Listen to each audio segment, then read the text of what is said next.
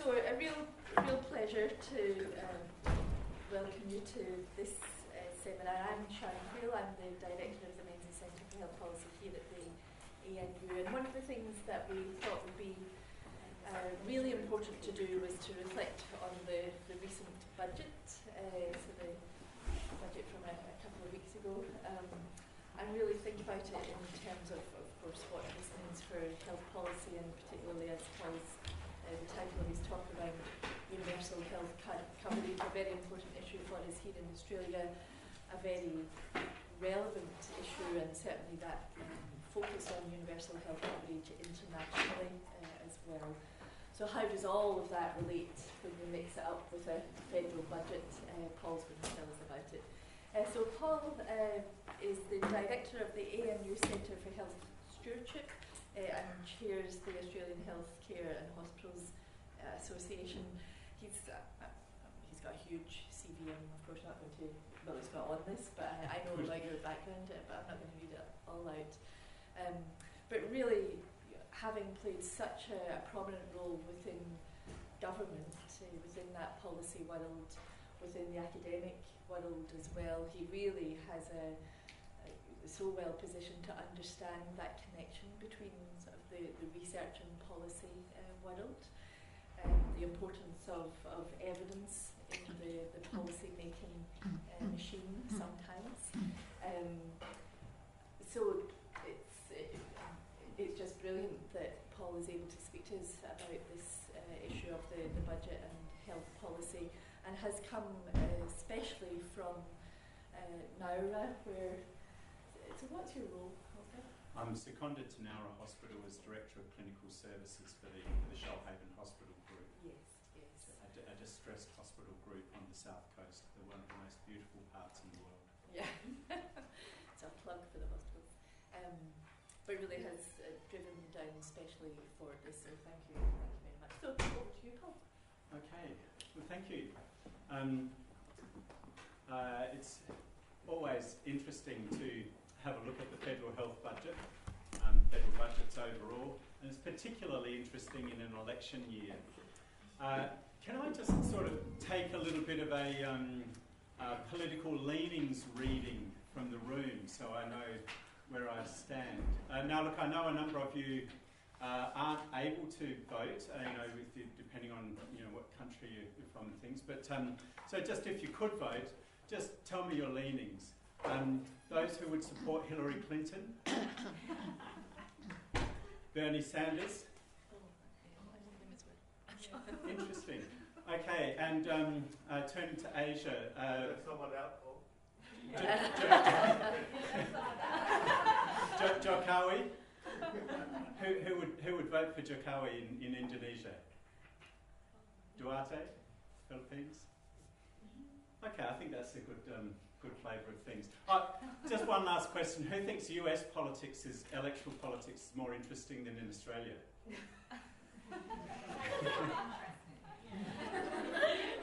Who goes to Real Clear Politics at least once a week? Check it out, Real Clear. It's going to get interesting. Okay, so I've titled the talk a little bit different from advertised, just honing down on a particular aspect of universal health coverage is access to hospital services. So I'm going to be talking about that. Commonwealth funding for improving free comprehensive care available to all in public hospitals, which is one of the major planks of Australia's universal health coverage. One of the leading health systems in the world. And what's happening to it in the 2016 budget. So, first of all, a little bit of background. In August 2011, the then Commonwealth Labor Government reached agreement with Country Liberal Party and Labor governments around Australia. So this is a bipartisan agreement on health reform. The Commonwealth and the states will work in partnership to implement new arrangements for a nationally unified and locally controlled health system which will improve patient access to services and public hospital efficiency through the use of activity-based funding based on a national efficient price. The activity-based funding is the key commitment there. The rest of it is sort of rehearsals that probably have been true since the 1970s. There's an interesting term there,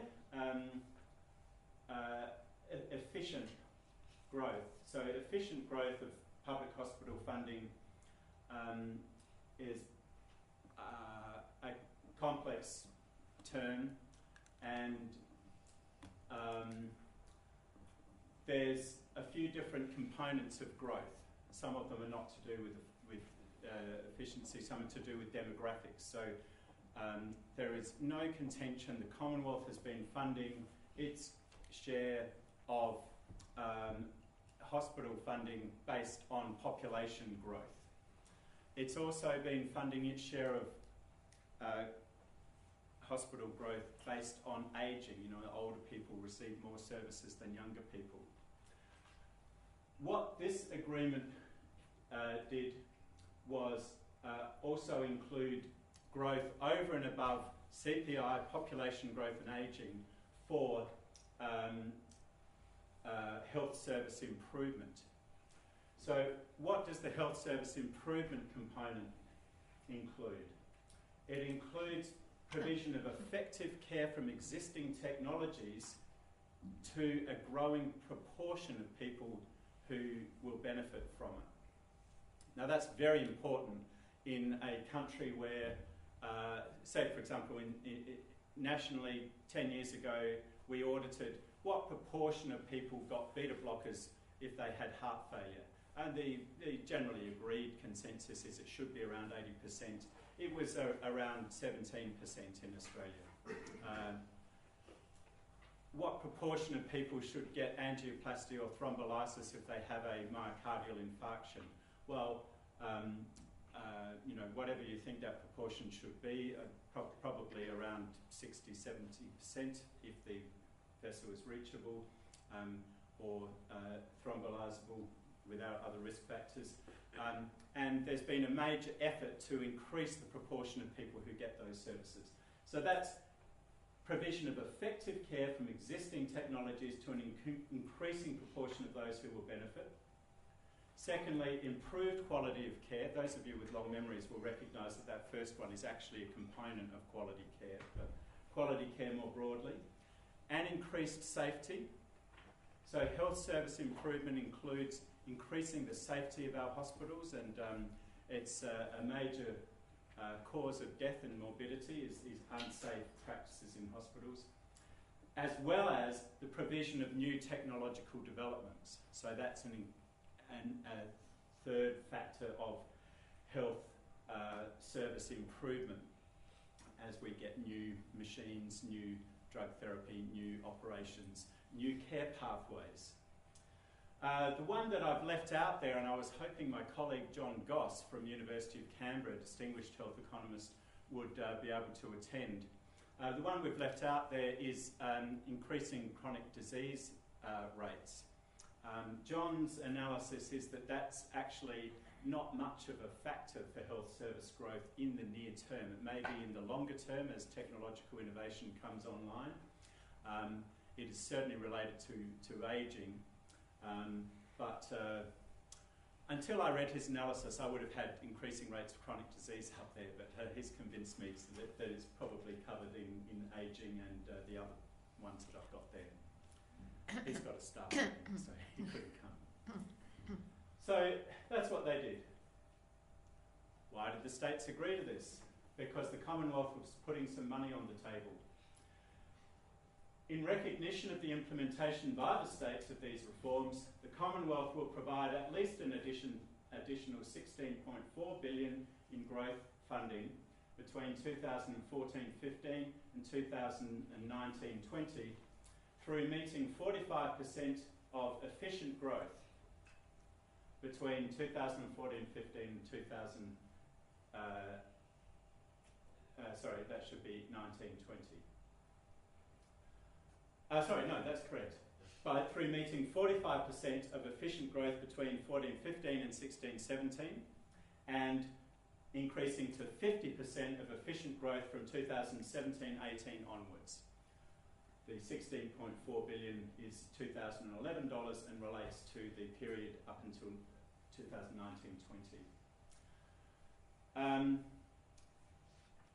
In the event the additional growth funding is less than 16.4 billion, the Commonwealth will provide the remainder to the states as top-up funding. So it was a minimum funding guarantee.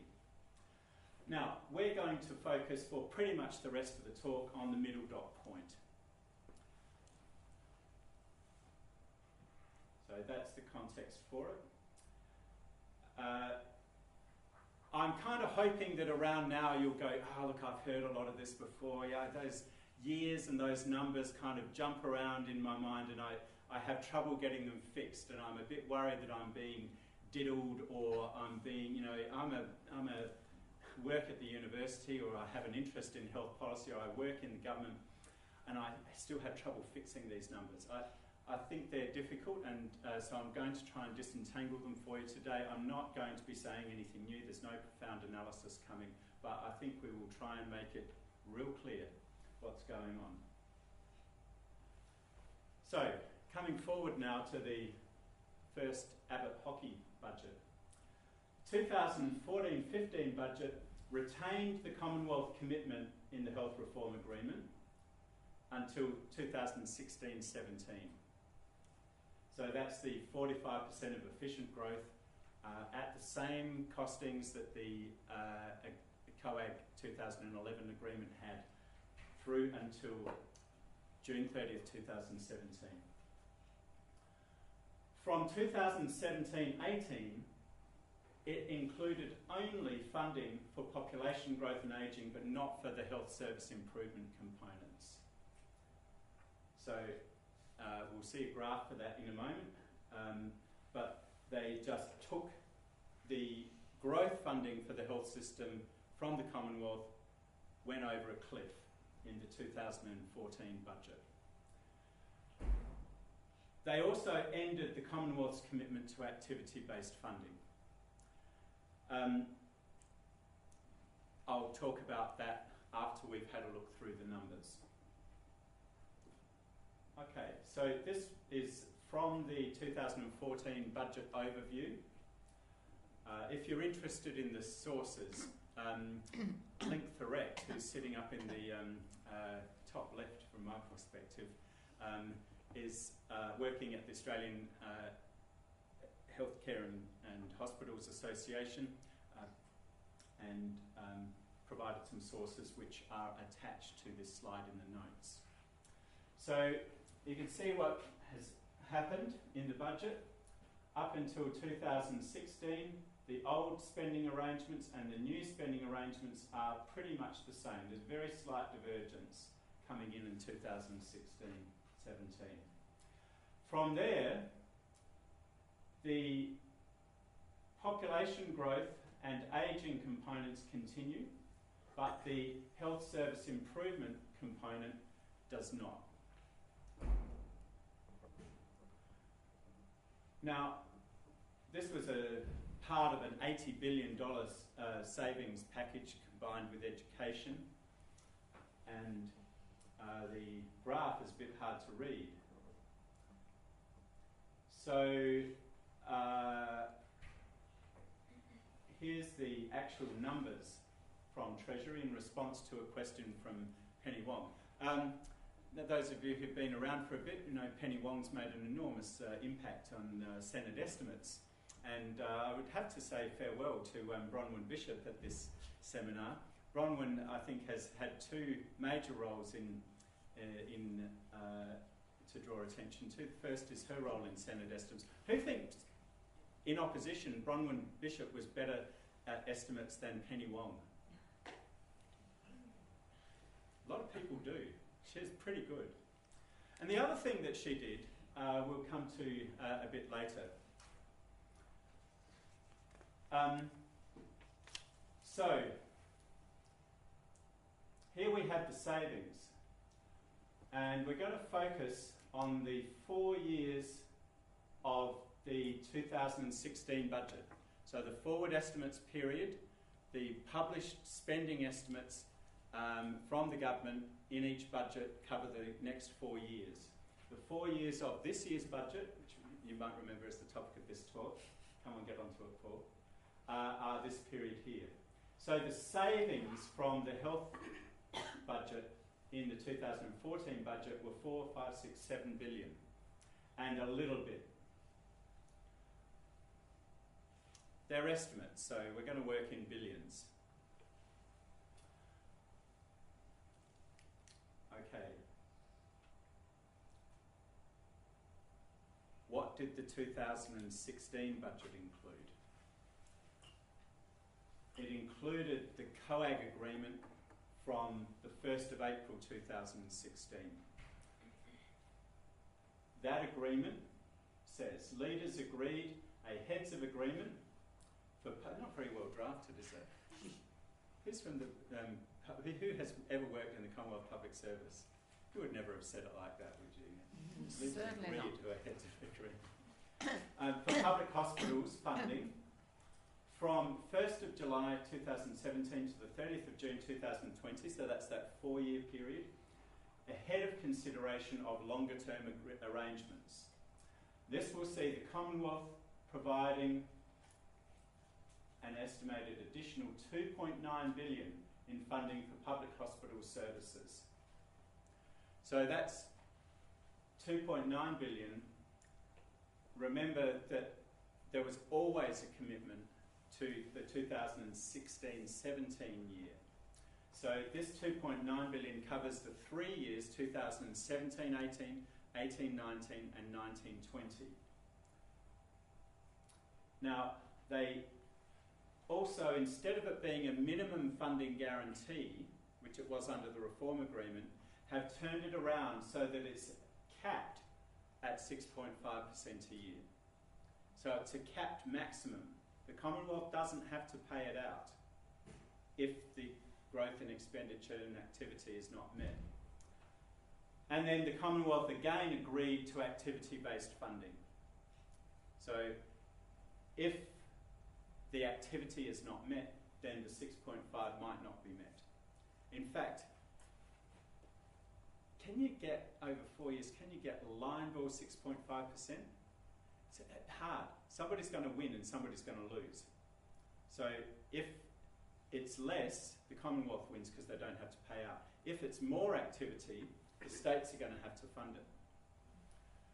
So that's an interesting, subtlety in the Commonwealth's shift. A lot of Commonwealth financing people would say it's essential for the way that the health portfolio does business with Treasury and Finance is to have that cap in there, that otherwise they would be at risk and they would be punished for or charged for that risk by Finance and Treasury. So whereas the states would say, we much prefer the minimum guarantee. Okay. To summarise, the 2016 budget returns 40% of the public hospital growth removed in the 2014 budget. 2014 budget decrease for those 3 years of 7 billion in 2014 dollars. 2016 budget is an increase for those 3 years of 3.9 billion 2016 dollars. To get the 40%, we've allowed a deflator of 2%, and we're going to be within the rounding errors of the top estimate is billions, whereas the second estimate is to the first decimal point, so it's hundreds of millions. Now, the other thing that those of you with young minds and good memories will remember is, hey, what about that increase from 45 to 50% share? So the decrease was taking 7 billion out based on the share of Commonwealth funding rising to the 50% of Commonwealth state total funding for these 3 years. If you put this, if you cost this at the 45%, say for example we hadn't put in 7 billion, we'd kept the Commonwealth share at 45%, then the 40% of hospital growth increases to 44% of hospital growth based on the, up until now, 45% share. I wouldn't worry too much about that, but some of you I know follow these things closely. So the summary statement would be the 2016 budget returns under 50%, just under 50% of the public hospital growth removed for the 2014 budget. You could call it 44% if you just looked at the 45% funding share, or you could call it 40% if you looked at the increase to 50%. Okay, so that's the technical aspect of the talk, and now I just want to open up on the political and policy dimensions. Why does activity-based funding matter? And I think that that is a really important aspect of this budget, is it recommits the Commonwealth to activity-based funding. So in the 1980s, under the guidance of Sid Sachs, Australian hospital budgets moved from line item funding to global prospective budgets. The august organ of the Australian Healthcare and Hospitals Association, the Australian Health Review, has got the report published there. You can get it online. Now, that was the last major change in hospital financing prior to activity-based funding. And global prospective budgets allowed hospital managers to allocate their budgets efficiently. Prior to that, it was fixed between, this much for staffing, this much for cleaning, this much for drugs, and so on. And it was very hard to reallocate. So you got allocative inefficiencies from line item budgeting. Global budgeting allowed allocative efficiency for it. Now that happened just at a time when the hospital budgets were expanding big time with the introduction of the Medicare policies and the Commonwealth state hospital funding agreements. It's much easier to improve allocative efficiency in a time of growth. In a time of flatlining of hospital funding, it's very hard to do anything. So, for example, reallocating between inpatient and outpatient care, or between chronic disease management and episode-based care. In a growth environment, you just put your growth into the area that you want, you flatline the area that you want to wind back. In an area of flatlining budgets, it's very hard to take money off people, very hard to actually reduce bed numbers, for example.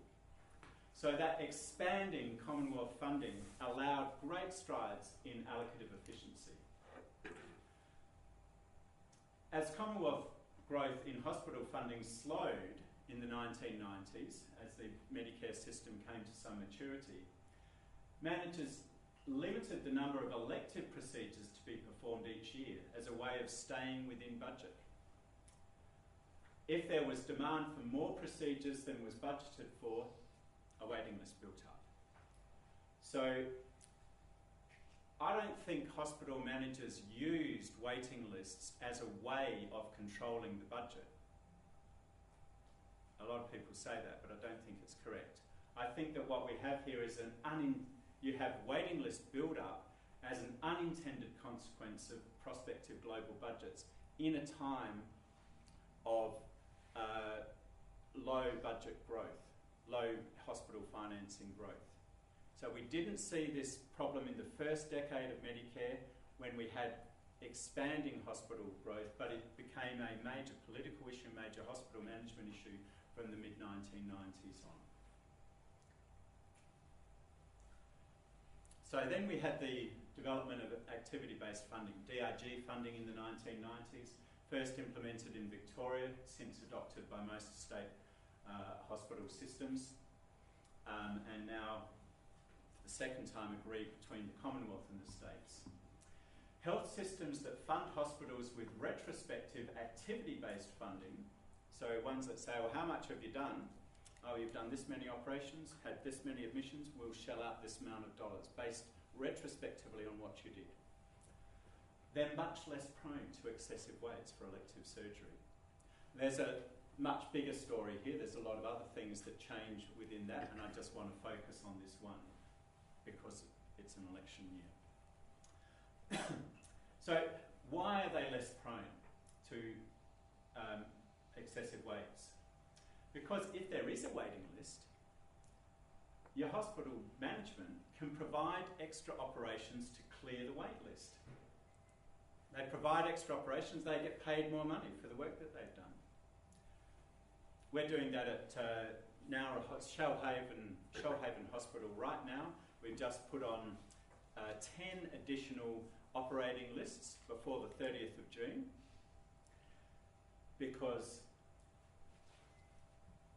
why are we doing that as hospital man? I mean, firstly, we care about the population and the people waiting for their We're doing it by the 30th of June for the much lower importance angle because the 30th of June is the cut-off for when they measure retrospectively and we'll get paid quickly for it. If we do anything in July, we won't get paid for it.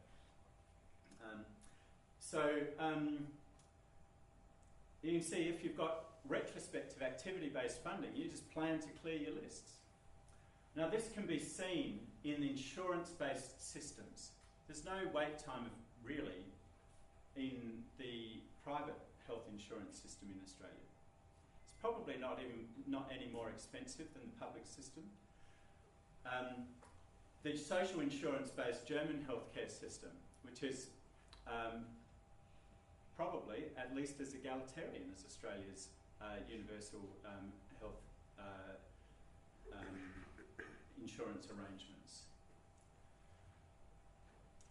Now you still do get waiting lists in those systems where you have workforce shortages. So they don't solve all the shortages, but they don't have this unintended consequence of the payment system causing waiting lists as a way of dealing with it. So the summary is that retrospective activity-based funding provides better allocative efficiency than prospective capped budgets. Now, the rejoinder from old-time people with cardigans in the Department of Finance, I nearly wore mine today. I didn't work in the Department of Finance, but I worked in the financing division of the Department of Health, which Jane Holton will tell you is much the same thing. Activity-based funding is not inherently more expensive. You need to control the expenditure in slightly different ways. But if you look around the OECD, if you look around the international comparative collections, there's no correlation that insurance-based systems, social insurance-based systems, are more expensive than the approach that we've got. How did we get to that point in Australia? I mean, I think that it was because Medicare was so innovative, and it was we didn't realise this at the time, and it was introduced at the same time as major reforms, the global budgeting reforms designed to drive allocative efficiency. So I think it wasn't a mistake, it was just that was the times, and the solution proved very effective for a decade. Then the problems started coming, and now, 30 years after the introduction of Medicare, we go, oh, we need to adjust our financing systems, and we're well on the way to doing that. So, big tick for the Commonwealth in getting back into that game. Bad that Mr. Abbott took them out of it. Why does Commonwealth hospital funding growth matter? So, healthcare expenditure in Australia grows by 1% of GDP per decade. There's a lot of debate about this at times when there are, random flat parts of the growth curve as it sort of bounces around. This is the trend. 1% of GDP growth per decade. So in 1985, these figures are from the AIHW 2013-14 Health Expenditure Report. 1985-86, we spent 6.55% of GDP on health. 10 years later, 95-96, 7.38% of GDP on health, gone up by 1%. 10 years later, 05-06, it's 8.69% of GDP, it's gone up another percent. The 15-16 figures aren't out yet. 2015-16 hasn't quite finished. The most recent available is 13-14, it's 9.77%.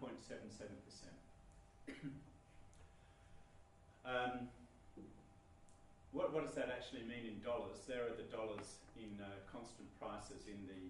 I forgot to look up which year the constant prices were. I'm assuming 2013-14, but don't quote me on that. And the Commonwealth, so that's the total Australian health expenditure in those years. The Commonwealth public hospital expenditure is there, and this is as a percent of the total expenditure.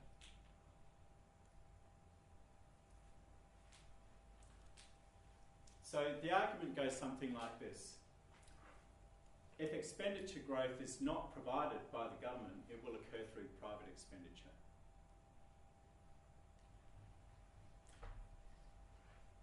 How might that happen? Well, it can either occur through insurance-based private sector expenditure or through non-insurance-based private sector expenditure.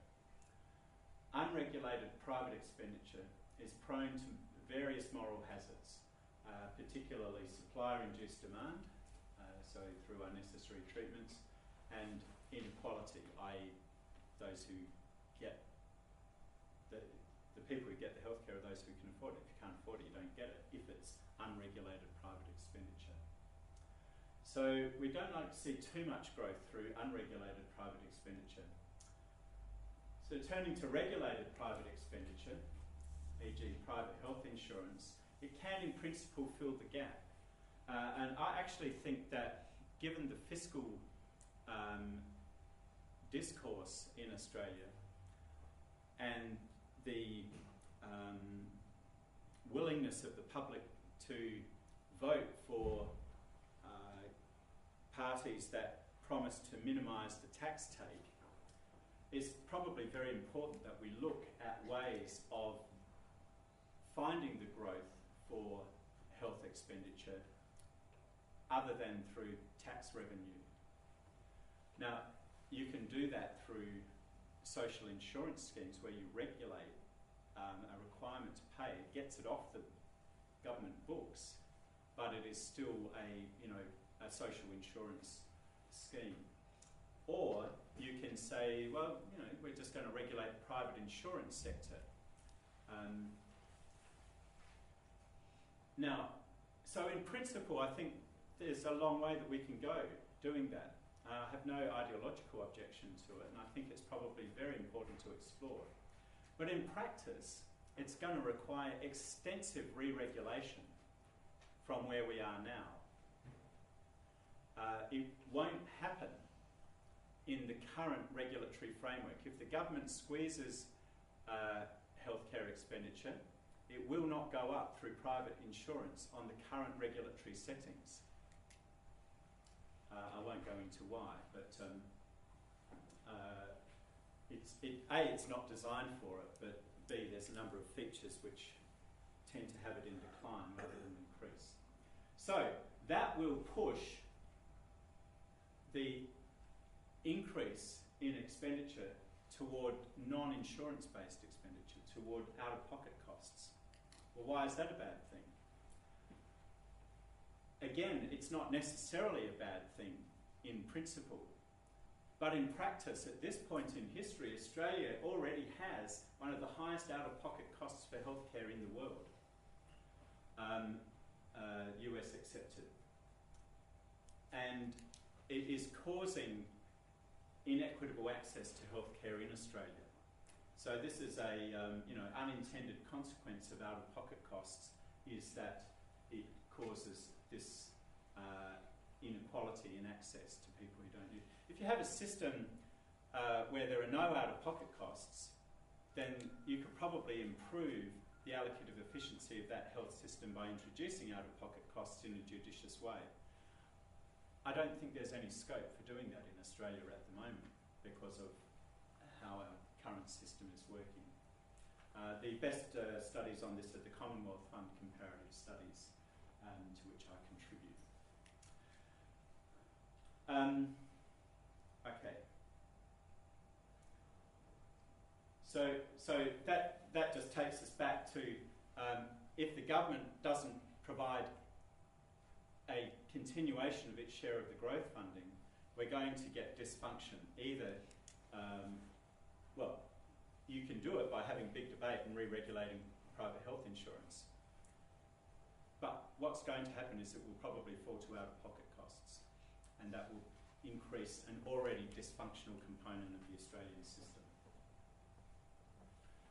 So, politically, the winning party, we're on the, this is my last slide. The winning party in every election since 1972 has said that they are committed to free, comprehensive public hospital services available to all. Remember that was, I'm trying to be a bit like a journalist in the Sydney Morning Herald, where your last paragraph always goes back to your first one. Remember that strange statement in the very first slide? We're now seeing it here, and it's been the centrepiece of the talk. So that was the Whitlam election. Each subsequent government kept this promise, except for Fraser in 1980-83. He broke his promise, and he removed free public hospital funding for the top half of the income earners in 1982, and got kicked out of government. And I think that all of those governments, except for Fraser's in that period, and including Fraser's in the periods before, left the National Public Hospital Network in better shape than when they were elected.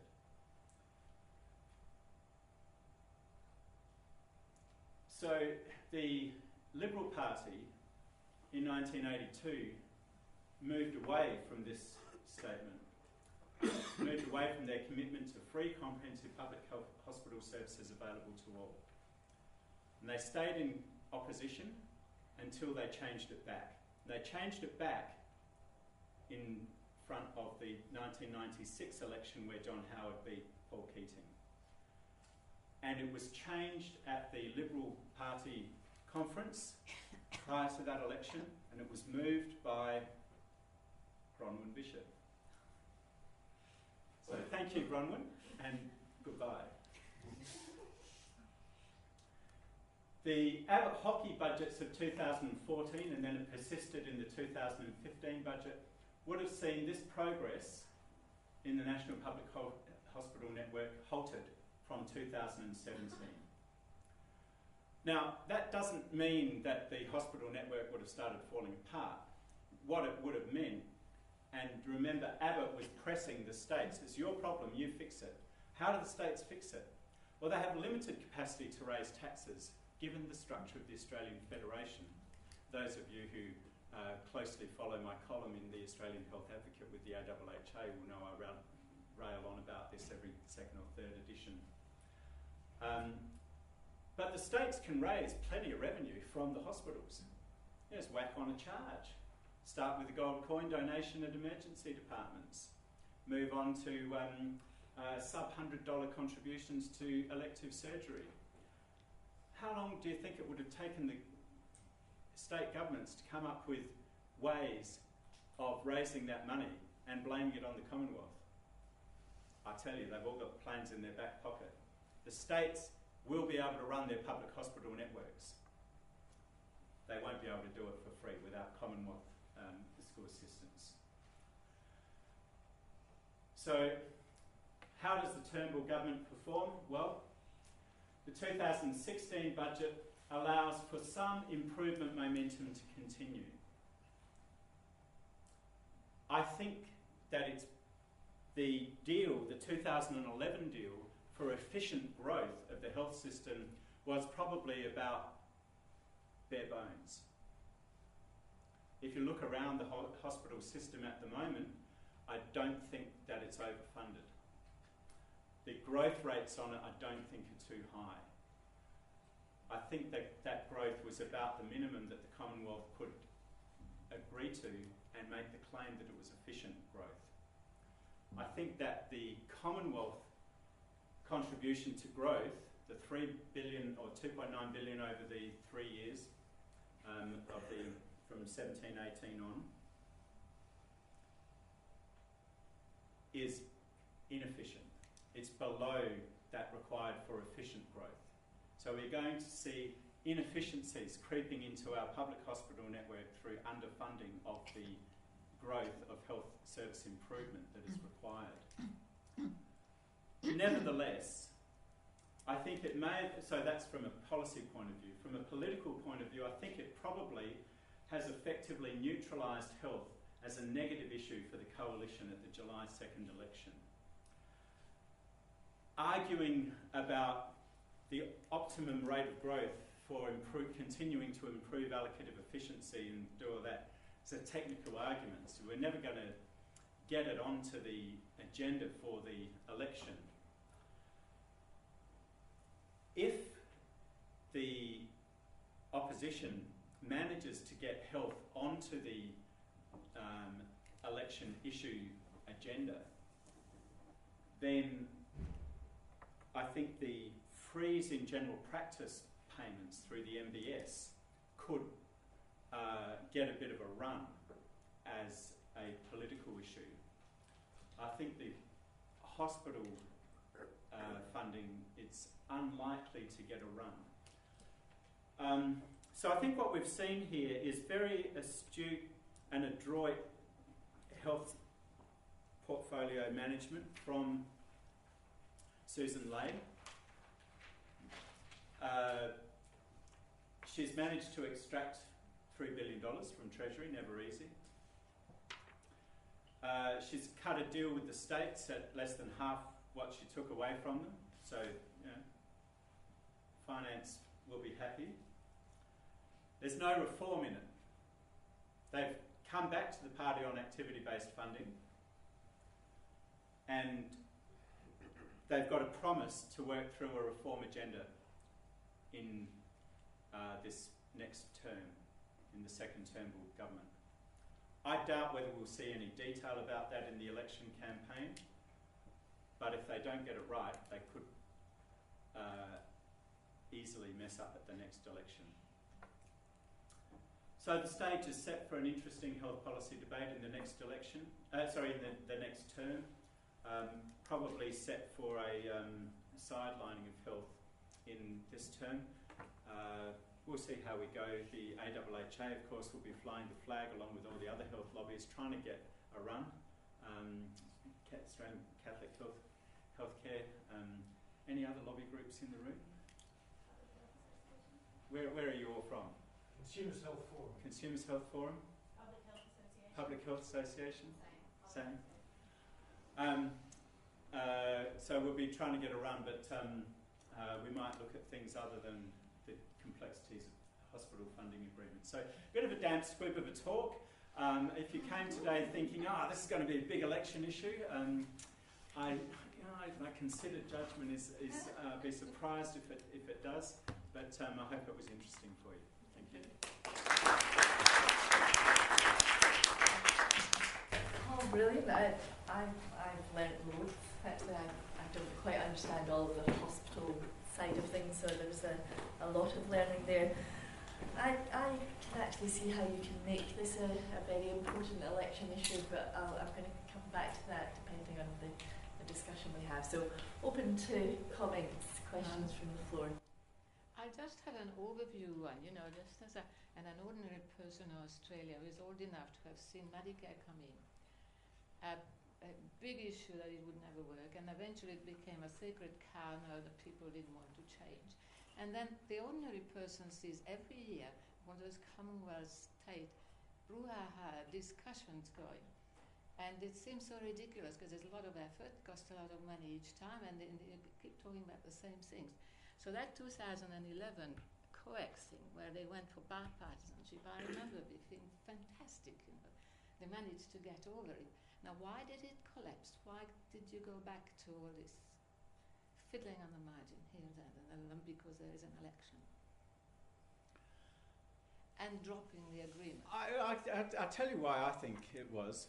I think that Labor, who cut that agreement after messing around for a long time with Mr Rudd and Ms Gillard between them, Tanya Plibersek doing her best, Nicola Roxon doing her best, they made a disgraceful move in health financing, and they ended the signature reform of Tony Abbott in his stint as health minister, which was the chronic disease dental scheme, and free dental care for public dental care for people with chronic disease.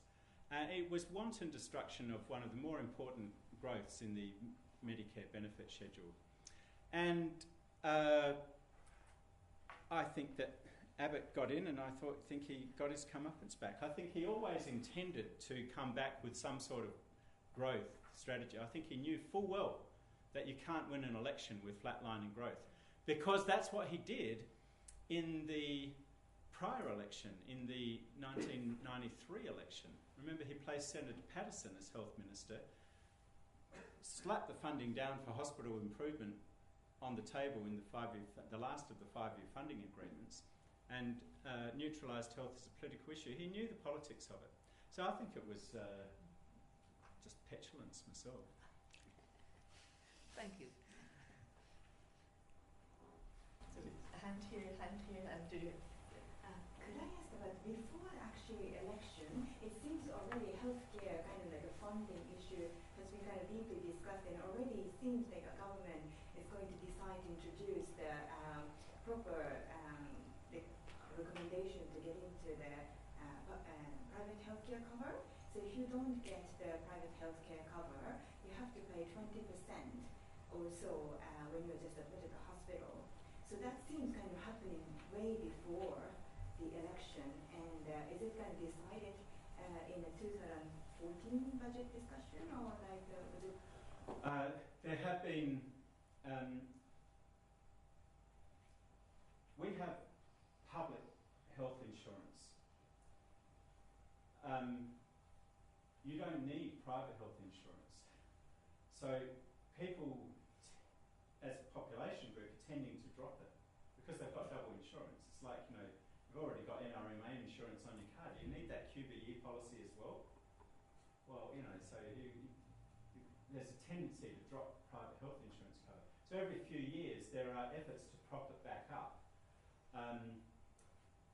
And they all work to some extent, but at the moment the previous reforms have bit it, they've increased it, but they're not increasing it any further now.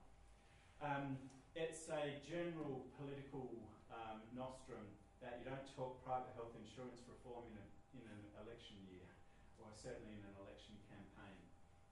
But if their strategy is to replace the public hospital growth with private insurance growth, they'll have to reform it. And so we might well see that come back on the agenda straight after the election. To the lady here. Actually, my comment is actually about private health insurance as well.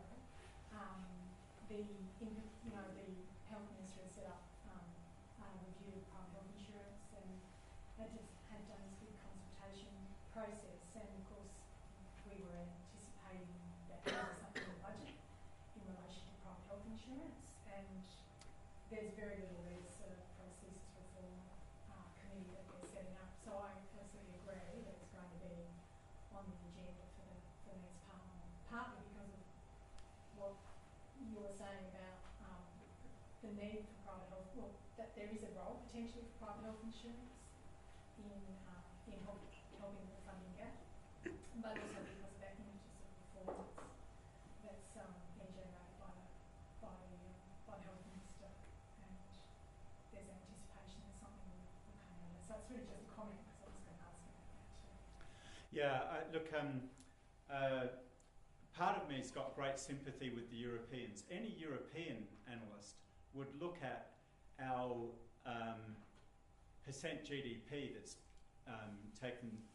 that's moved through the public sector for social programs like health, and they would go, "Oh, this is a no-brainer. You know, you're running at about what are we at? 26% of GDP through public expenditure. I mean, what a joke! Most European countries are running above 40. So they would just say, "Well, do it through the public sector financing." And I must say, I've got a lot of sympathy for that. But when you talk to the political strategists, in Australia, they just say, "Well, you would just never get into government without that fiscal discipline, without what they call fiscal discipline, with the low propensity or the way that Australians are so attracted to parties that promise not to increase taxes, even in return for whatever. I can see the difficulties. And I also think that in this day and age, with the fine-grained understanding of regulatory controls of the health sector, that we should be able to do it through private insurance. So I'm a bit of a fan of Scheme C. In the old days, I find Francesco Paolucci alluring in his analysis of it. I think it needs very careful consideration. It'd be very easy to get it wrong and introduce serious inequalities. For example, without pricing controls. But yeah, well, let's see how the debate goes. Thanks, Paul. That was interesting. It's not my main question, but I was interested to hear that John Goss is going to tell us that chronic disease wasn't going to be a significant contributor. Once you take out ageing. Yeah. Yeah, no, I look around and, as we all do when we go to the supermarkets or anywhere, and having just come back from some time in Northern Europe, and the first thing that strikes me is how large our population is, like physically compared to many other European countries. So that burden of obesity and the relation with diabetes and so on, it's obviously people are talking about the ticking time bomb. So I know John's a very smart person, so I'll be interested to know how he has reached that conclusion. The other comment I had was in terms of Commonwealth hospital funding. One of the things, as someone who's had to burrow a little bit into the numbers, one of the interesting things has been the National Weighted Activity Unit price, which has been calculated by the Independent Hospital Authority, and that price had been rising significantly, and in the last couple of years it's gone either nowhere or it's actually gone into reverse. So the total expenditure of a Commonwealth is price times quantity. So obviously that volume's still going up. That price increase, which was running at somewhere between 4, 5, 6%, I think 13% in 1 year. Now that's been zero. So in one sense, I think it's actually been easier for the Commonwealth and the states to agree on the 6.5% cap, because ABF is actually doing its job in keeping hospital prices down, even as the volumes are increasing. So one of the things in this election campaign, people arguing about the $80 billion of cuts or the $50 billion from health. In one sense, even if that Gillard agreement had persisted, I think those numbers as projected would not be as high. Not that Labor are going to say that, because it's in their interest to use the other numbers, but I actually think that because the price is not increasing, that would actually be reducing the cost, if that makes sense. Yes, and so then their minimum funding guarantee would have been called upon. Yes, and that's been the conversation. Yeah. So do you think it's to do with that reduction in the cost per unit activities because PricewaterhouseCoopers won the contract for pricing over KPMG, who'd done it for the last 20 years? Who knows?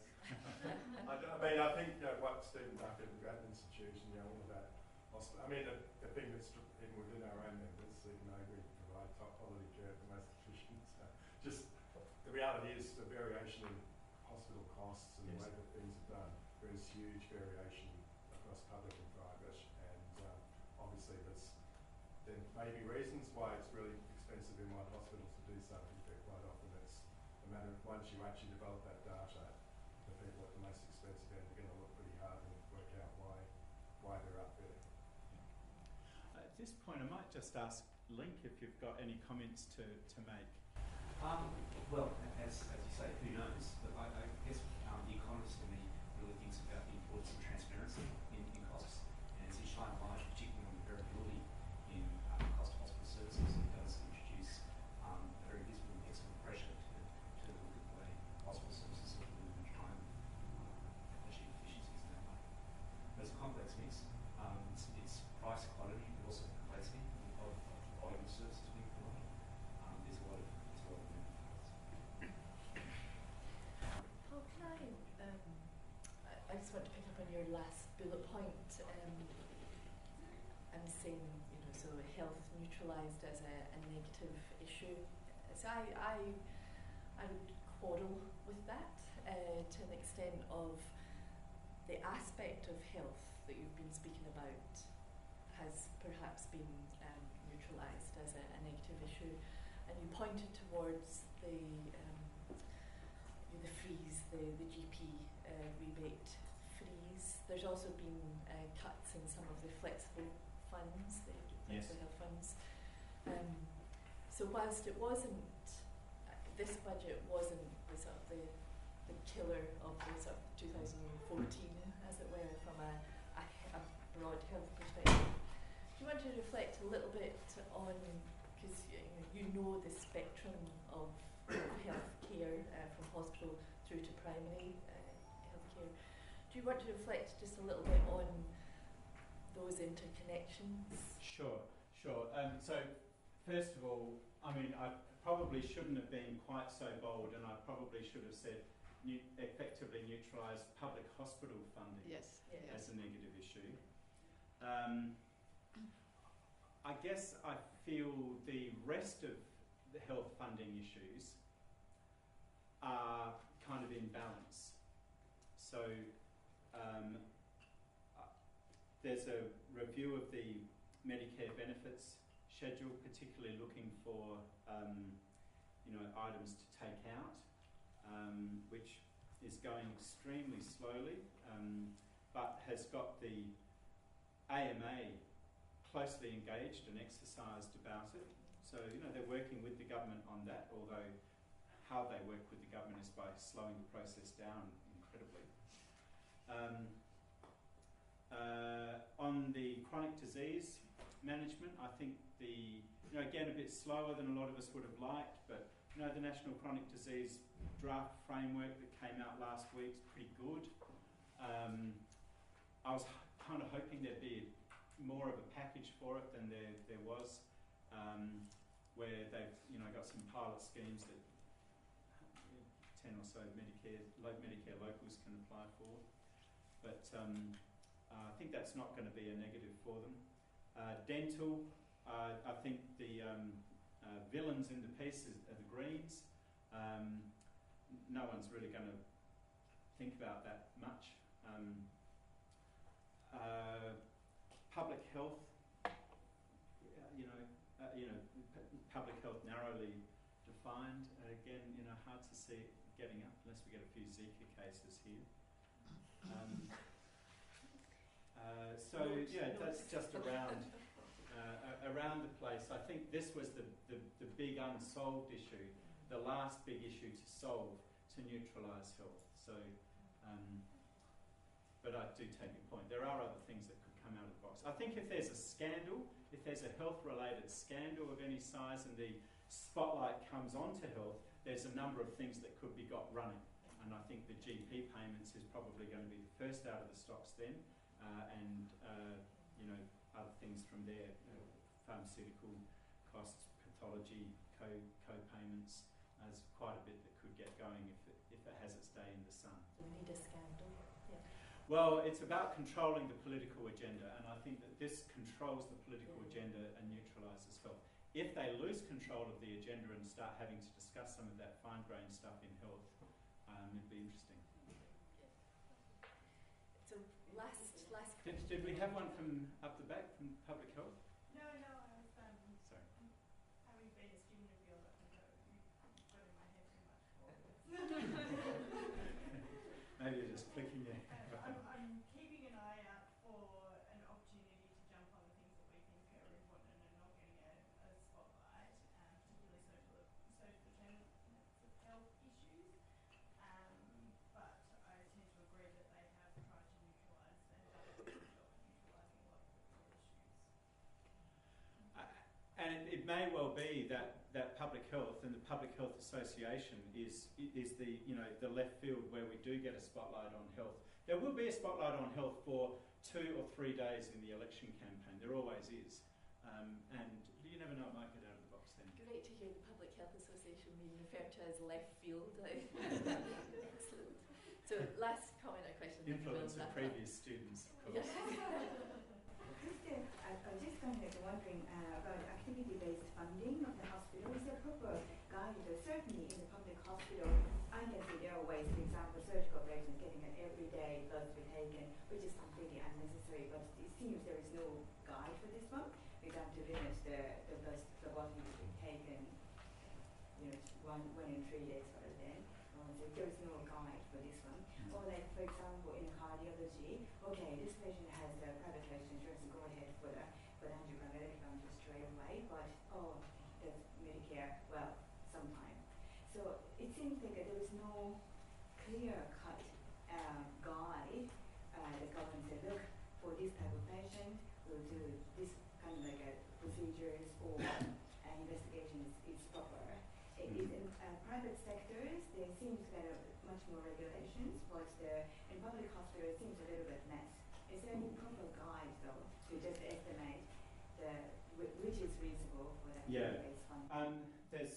There are guides in some areas, but there's a field of research called practice variation research, which is kind of getting going in Australia now. It's a mature field in the US. So I think if you have a look at some of the practice variation atlases, the Australian Health Performance Authority put one out late last year, mid last year. That will show, that's the first step, is to map the variation and then say, well, what's best practice, and then move toward reducing variation toward best practice is the academic way that it's constructed. But a great read to have a look at. And the Dartmouth atlas from the US is the gold standard. They invented the field really. So the Dartmouth College atlas. So Paul, thank you. We will have to draw it to a close. Thank you very much. I personally learned an awful lot there. It was excellent. So please just join me in